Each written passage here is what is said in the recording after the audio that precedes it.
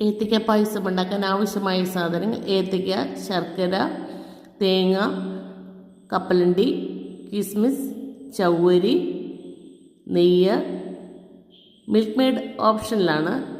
നെയ്യ് ഒരു പാത്രത്തിലേക്ക് ഒഴിച്ച് അതിൽ കാഷ്യൂനട്ടും കിസ്മിസും മൂപ്പിച്ച് വെക്കുക. ആ നെയ്യിലേക്ക് തന്നെ ഏത്തയ്ക്ക ചെറുതായിട്ടരിഞ്ഞ് ഒരല്പസമയം മൂപ്പിച്ച ശേഷം തേങ്ങയുടെ രണ്ടാം പാലൊഴിച്ച് അല്പസമയം വേകാൻ വയ്ക്കുക. ശർക്കര ഒരല്പം വെള്ളത്തിൽ ഉരുക്കിയെടുക്കുക. ചവ്വരി വേറൊരു പാത്രത്തിൽ വേവിക്കുക.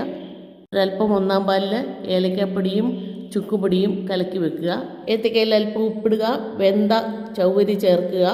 ഏത്തയ്ക്ക വെന്ത ശേഷം ശർക്കരപ്പാനി ചേർത്ത് കുറേ നേരം ഇളക്കുക. അതിനുശേഷം ഒന്നാം പാല് ചേർക്കുക. അതിൻ്റെ കൂടെ കലക്കി വെച്ചിരിക്കുന്ന ഏലക്കാപ്പൊടിയും ചുക്കുപൊടിയും അതിൻ്റെ കൂടെ മിൽക്ക് മെയ്ഡും ചേർത്ത് നന്നായി ഇളക്കുക. വറുത്ത് വെച്ചിരിക്കുന്ന കാഷ്യൂനട്ടും ഒക്കെ ഇടുക. നമ്മുടെ ബനാന പായസം റെഡി.